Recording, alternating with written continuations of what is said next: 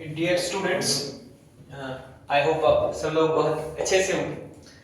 तो आज हम फिजिक्स का एक इम्पोर्टेंट टॉपिक जो हमारे एग्जाम में मोस्टली पूछा जाता है, आज हम उसके बारे में स्टार्ट करेंगे। आज हम उसके बारे में पढ़ेंगे। तो वो टॉपिक हमारा आता है standing waves.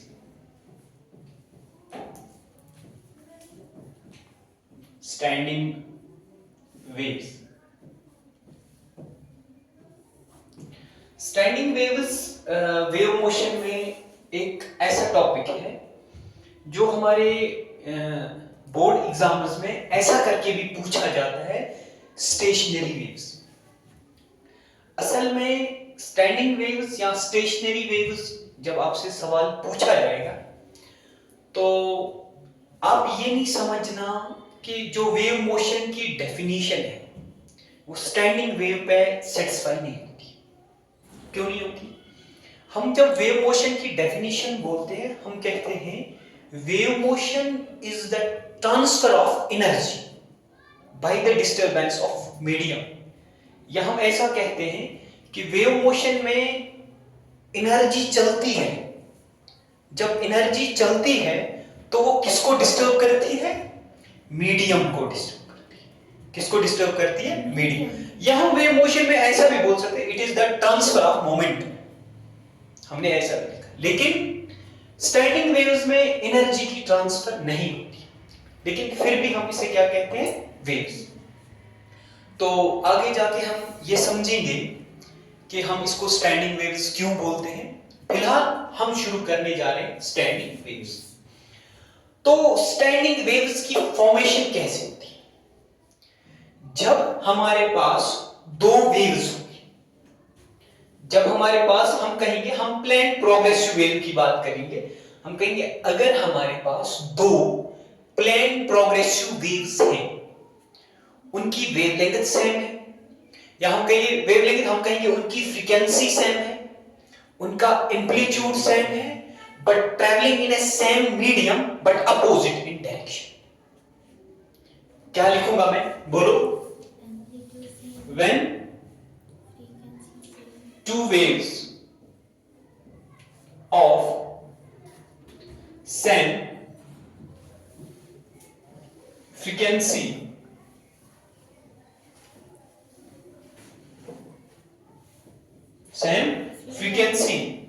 and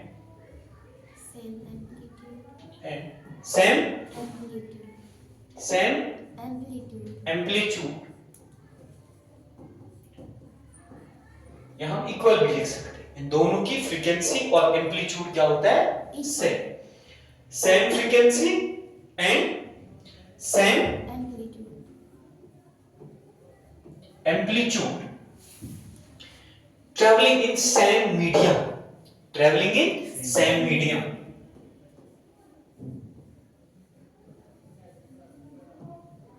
travelling in same medium,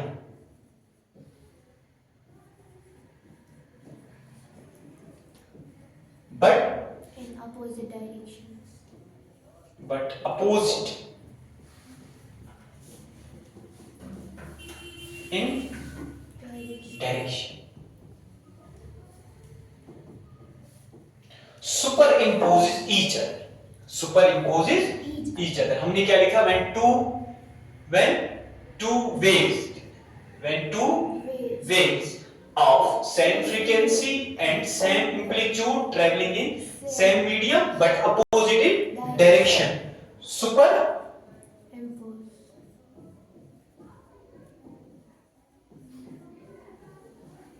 Superimposes each other. Superimposes each other. The resultant wave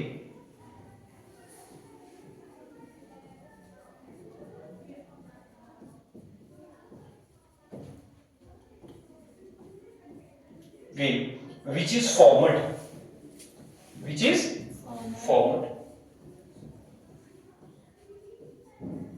is called standing wave या स्टेशनरी वेव। क्या बोलेंगे? स्टैंडिंग वेव या स्टेशनरी वेव। नहीं, जब हमारे पास दो वेव्स होंगी, जब हमारे पास कितनी वेव्स होंगी? दो वेव्स। दोनों वेव्स का एम्पलीट्यूड और फ्रीक्वेंसी क्या होगी? सेम। और दोनों वेव्स क्या जा रही होंगी? एक दूसरे की अपोजिट डायरेक्शन। लेकिन दोनों वेव्स आपस में क्या करेंगी? सुपर इंपोज, यानी इधर से आने वाली वेव इस वेव के ऊपर सुपर इंपोज करेगी और इधर से आने वाली वेव एक दूसरे के ऊपर क्या करेंगे? Super impose. यहां जो रिजल्टेंट वेव बनेगी, यहां जो क्या बनेगी? Resultant wave. और उस रिजल्टेंट वेव को हम क्या बोलेंगे? Standing wave. क्या बोलेंगे? Standing wave. या उसको हम क्या बोलेंगे? Stationary wave. क्या बोलेंगे? Stationary wave. हमारे सिलेबस में ज्यादातर जिस वेव की हम बात करते हैं वो होती है प्लेन प्रोग्रेसिव वेव। क्या होती है? Plane progressive. आपसे सवाल ऐसे आ सकता है, standing wave in a string. क्या आ सकता है? Standing wave in a string. Standing wave in a string जो आपके पास सवाल आएगा तो वो मैं इसी स्टैंडिंग वेव को थोड़ा समझाऊंगा, फिर स्ट्रिंग की एग्जांपल हम इसको और अंडरस्टैंड करने की कोशिश करेंगे। ठीक है? तो हमने क्या कहा, जब हमारे पास कितनी वेव्स होगी? दो वेव्स होगी, सेम फ्रीक्वेंसी की, सेम एम्पलीट्यूड की, travelling in same medium but opposite direction. एक दूसरे के ऊपर क्या करेंगे? सुपर इंपोज करेंगे। जो रिजल्टेंट वेव हमारे पास बनेगी उस वेव को हम क्या कहेंगे? Standing wave. थोड़ा इसकी फीलिंग लेते हैं कैसे बनेगी स्टैंडिंग वेव। ठीक है? तो देखो ध्यान से, अगर मैं कहूंगा ये मेरे पास एक वेव है, अब हम ऐसे मान लेंगे ये मेरे पास एक वेव है। अब मैं आपसे पूछूंगा, बोलो ये वेव कहां जा रही है? आप बोलोगे सर ये वेव पॉजिटिव एक्स डायरेक्शन में जा रही है। ये वेव कहां जा रही है? पॉजिटिव एक्स डायरेक्शन में जा रही है। कहां जा रही है? Positive x. अगर ये वेव पॉजिटिव एक्स डायरेक्शन में जा रही है तो इस वेव की इक्वेशन क्या होगी? y is equal to a sine of omega t minus kx. This is the equation of wave motion when the wave is traveling along the positive x direction. ठीक है? फिर मैं कहूंगा हमारे पास दूसरी वेव है, इसी मीडियम में है, इसी फ्रीक्वेंसी की है और सेम एम्पलीट्यूड वाली वेव है, लेकिन ये इधर आ रही है। It is traveling in negative x direction. कहां जा रही है? Negative x direction. तो इसकी इक्वेशन में क्या लिखूंगा? y is equal to a sin of omega t plus kx. हम ऑलरेडी पढ़ चुके हैं, this is the equation of the wave motion when the wave motion is traveling in positive x direction, and this is the equation of wave motion when the wave motion is traveling in negative x direction. ठीक है? ये दोनों waves जब आपस में क्या करेंगे?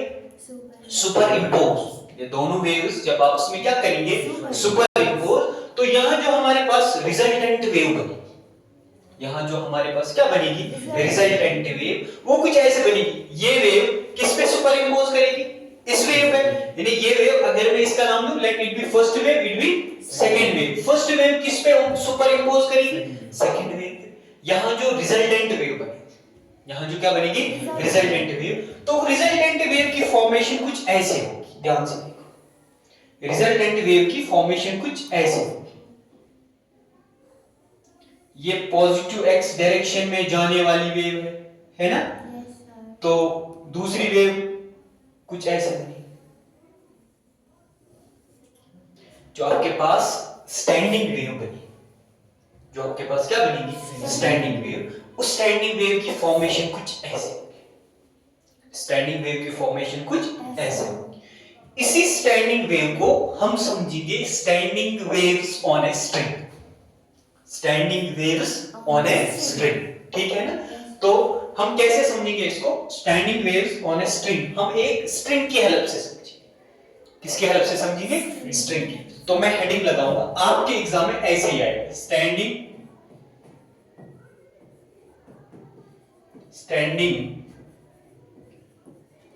Waves in a string. Standing waves in a string. ठीक है? तो देखो हम कंसीडर करेंगे ये हमारे पास एक रिजिड सपोर्ट है। क्या है? एक रिजिड सपोर्ट। ठीक है, इस रिजिड सपोर्ट के साथ मैंने एक स्ट्रिंग को कनेक्ट किया। मैंने इस रिजिड सपोर्ट के साथ किसको कनेक्ट किया? एक स्ट्रिंग को कनेक्ट किया। मान लो ये हमारे पास स्ट्रिंग है। ठीक है, स्ट्रिंग का एक एंड जो है वो यहां किसके साथ कनेक्टेड है? रिजिड सपोर्ट के साथ। यानी इसको हम कहेंगे ये एक फिक्स्ड एंड के साथ कनेक्टेड है।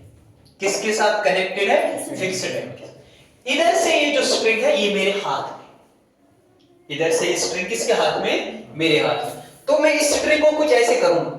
आपने घर में कभी ऐसा किया होगा, है ना? जब बचपन में एक दूसरे को डराते थे ऐसे ही करते थे, है ना? ऐसे करते थे, ऐसे बोलते थे देखो भाई सांप आया, है ना? तो जब मैं इसको ऐसे करूंगा तो ऐसे करने के चक्कर में क्या होगा कि इसमें एक वेव बनेगी, वो ऐसे जाएगी, है ना?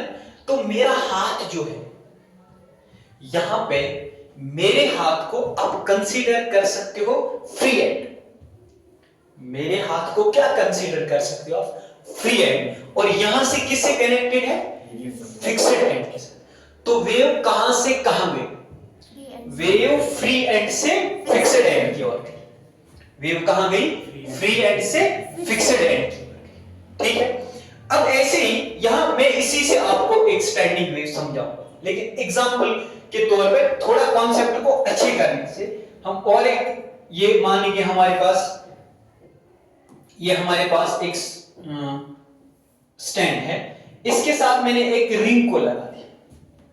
किसको लगाया? रिंग। और रिंग के साथ मैंने एक स्ट्रिंग को कनेक्ट किया। रिंग के साथ किसको कनेक्ट किया?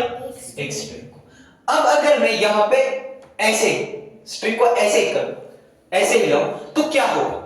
यहां पे जो ये रिंग है ये थोड़ा ऊपर चली जाएगी। ये कहां चली जाएगी?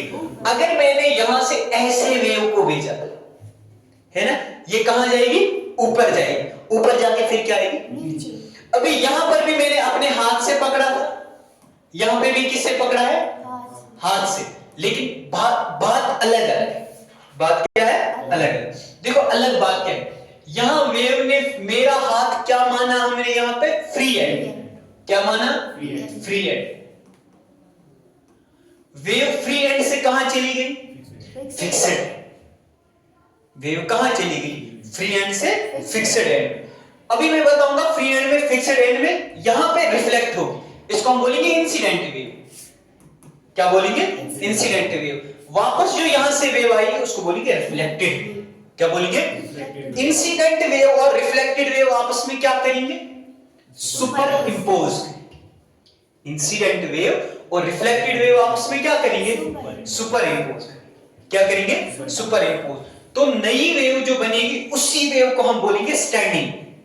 उसी वेव को क्या बोलेंगे? Standing wave. यहां पे मेरा हाथ माना जाएगा फिक्स्ड एंड। सेकंड वाले केस में, पहले वाले केस में मेरा हाथ क्या था? फ्री एंड, क्योंकि वहां पे एक रिजिड सपोर्ट के साथ हमारी वेव कनेक्टेड थी। सॉरी, वेव नहीं, हमारी स्ट्रिंग कहां कनेक्टेड थी? एक रिजिड सपोर्ट के साथ कनेक्टेड थी। यहां पे अब मेरा हाथ माना जाएगा फिक्स्ड एंड। क्या माना जाएगा? Fixed and. और ये जो है ये माना जाएगा फ्री एंड। यानी यहां से वेव आई, फ्री एंड से कहां चली गई? फिक्स्ड एंड में। यहां से वेव आई, फिक्स्ड एंड में, चली कहां गई? फ्री एंड में। दोनों जगह स्टैंडिंग वेव्स। दोनों जगह क्या बनेगी? Standing waves. लेकिन दोनों जगह की इक्वेशन थोड़ी अलग बनेगी। पहले हम इसे समझेंगे फिर इसे समझेंगे। ठीक है, तो समझना, हमें एक एग्जाम में हमें एक ही वाला लिखना, चाहे तुम इसको लिखो या इसको लिखो, इक्वेशन तो स्टैंडिंग वेव की ही बनेगी। इक्वेशन किसकी बनेगी? स्टैंडिंग वेव की। चलो हम इस पे आते हैं, पहले इसको समझते हैं। देखो हम पहले इसको समझते हैं, ठीक है? देखो ये हमारे पास क्या है? ये हमारे पास एक रिजिड सपोर्ट। ये हमारे पास क्या है? एक रिजिड सपोर्ट। इस रिजिड सपोर्ट के साथ मैं किसको कनेक्ट करूंगा? एक स्ट्रिंग को कनेक्ट करूंगा। और स्ट्रिंग में क्या चलाऊंगा? वेव। तो ये मान लो ये मैंने एक स्ट्रिंग में एक वेव चला दी। क्या चला दी? वेव चला। इसको हम बोलेंगे इंसिडेंट वेव। क्या बोलेंगे? Incident wave. ये इंसिडेंट वेव कहां गई? ये फ्री एंड से कहां गई? फिक्स्ड। कहां गई? फ्री एंड से कहां गई? फिक्स्ड। अब यहां से एक वेव वापस आएगी। क्या आएगी? एक वेव वापस आएगी। इसको अगर मैं कहूंगा वाई इंसिडेंट, इसको कहूंगा वाई रिफ्लेक्टेड। ये रिफ्लेक्टेड वेव होगी। क्या होगी? अगर आप ध्यान से देखोगे, ये वेव फ्री एंड से कहां गई? Fixed and. ये वेव कहां आई? फिक्स्ड एंड से कहां आई? Free and. तो इसमें इन दोनों वेव्स में फेज डिफरेंस होगा 180 डिग्री। फेज की बात हमने ऐसे चल रही की। फेज डिफरेंस कितनी होगी? 180। अब मैं लिखूंगा इंसिडेंट